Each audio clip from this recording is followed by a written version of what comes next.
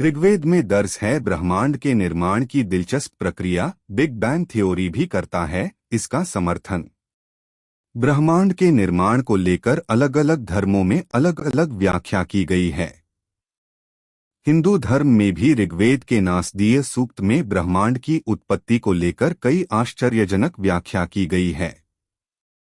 इसमें बताया गया है कि ब्रह्मांड बनने से पहले की स्थिति कैसी थी, फिर ब्रह्मांड बनने की शुरुआत कैसे हुई और कैसे इसका विस्तार होता चला गया। यह बेहद दिलचस्प और सोचने वाली बात है कि आज जब विज्ञान इतनी तरक्की कर चुका है, तब भी वह बड़ी मुश्किल से ब्रह्मांड की संरचना को लेकर कुछ ही मुद्दों पर बात कर सकता है, जबकि हिंदू धर्म में इसकी चर्चा हजारों साल पहले की जा चुकी है।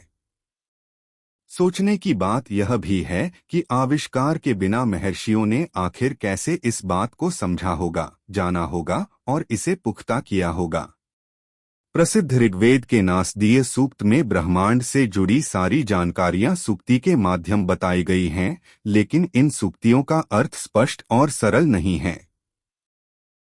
इसलिए आम लोगों के लिए इसे समझना मुश्किल है, लेकिन कई जानकारों द्वारा इन सूक्तियों की व्याख्या सरल शब्दों में की गई है ताकि इससे मिली जानकारी वैज्ञानिक शोधों में इस्तेमाल की जा सके। नासदीय सूक्त में 7 ऐसे मंत्र या सूक्ति बताए गए हैं जिसके माध्यम से ब्रह्मांड के रहस्यों से जुड़े सवालों के जवाब मिलते हैं। तो चलिए समझने का प्रयास करते हैं उन सूक्तियों से जुड़ी व्याख्या और यह भी कि किस प्रकार बिग बैंग थ्योरी उन जानकारियों का समर्थन करती नजर आती है। पहले सूक्त के अनुसार ब्रह्मांड की रचना से पहले ना तो सत जो है था, ना ही असत जो नहीं है था, ना ही आकाश था, ना ही पृथ्वी थी और ना ही पाताल लोक था। यानी ब्रह्मांड की रचना से पहले न तो अंतरिक्ष था, न समय और न ही कोई भौतिक पदार्थ, केवल शून्य और अंधकार था।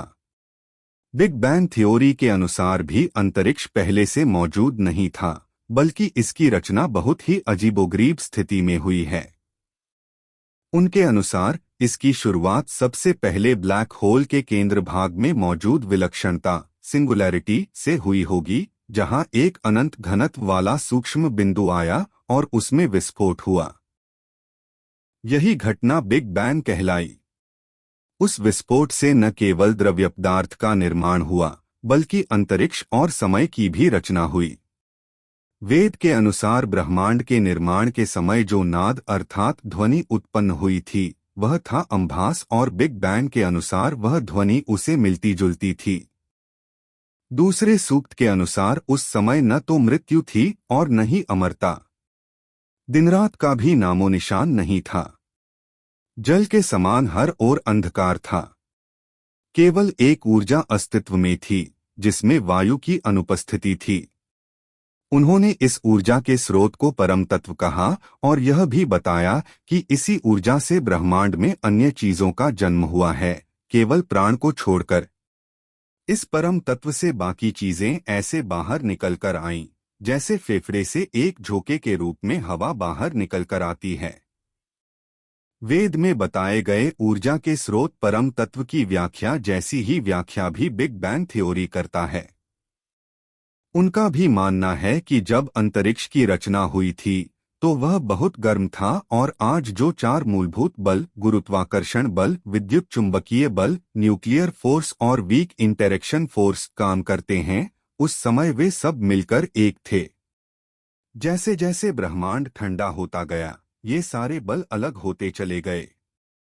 उनका मानना है कि आज जो भी चीजें मौजूद हैं, उन सब की उत्पत्ति ब्रह्मांड से ही हुई है, जिसे वेद ने परम तत्व कहा है।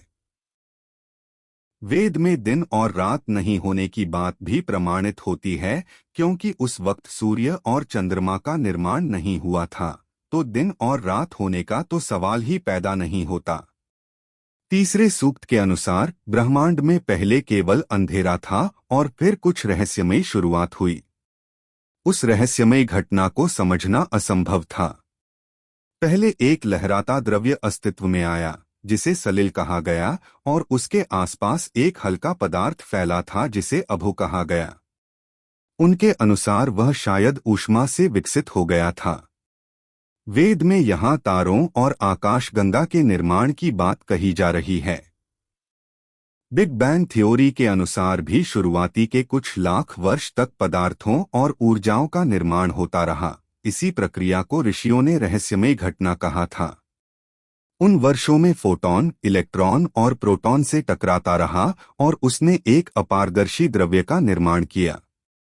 लगभग 1 लाख वर्ष बाद जब ब्रह्मांड का तापमान कम हुआ तो प्रोटॉन और इलेक्ट्रॉन ने मिलकर हाइड्रोजन परमाणु का निर्माण किया। हाइड्रोजन पारदर्शी होता है, जिसने उस सैकड़ों सालों से बन रहे उन अपारदर्शी द्रव्यों को पारदर्शी किया जिसे हम आज अंतरिक्ष कहते हैं। बाद में धीरे धीरे आकाशगंगा और तारों का निर्माण होना भी शुरू हुआ। आगे की सूक्तियों में ऋषि यह बताते नजर आते हैं कि कैसे अंतरिक्ष में छोटे बड़े गैलेक्सीज का निर्माण हुआ। इन गैलेक्सीज में काफी मात्रा में गैस और धूल थी, जिससे ग्रहों, उपग्रहों और उल्कापिंडों का निर्माण हुआ।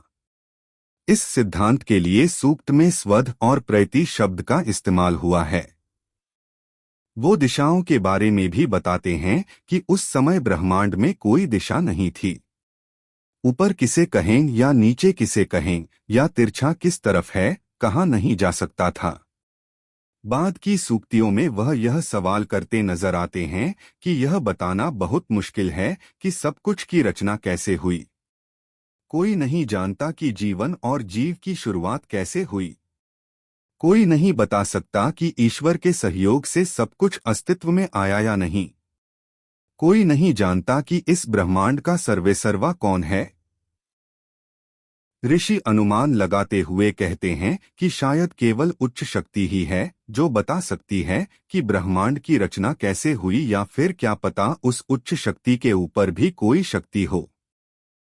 खैर, बिग बैंग थ्योरी भी ब्रह्मांड के केवल शुरुआती प्रक्रिया की व्याख्या करता है, और वह भी आगे कहीं पहेली बनकर रह जाता है या ईश्वर जैसे शब्दों से जुड़ जाता है। उसके पास भी सारे सवालों के जवाब नहीं हैं। लेकिन भले ही आज आधुनिक शोधकर्ता ब्रह्मांड के आगे के सवालों के जवाब ढूंढ रहे हों, वो इस बात से इनकार नहीं कर सकते कि नासदीय सूक्ति में उनकी शुरुआत के रिसर्च से जुड़े सवालों के जवाब पहले से मौजूद थे। हमारे वेदों में ये सब पहले से ही मौजूद है, बस यूं इन सब को पढ़ना और समझना है। धन्यवाद दोस्तों।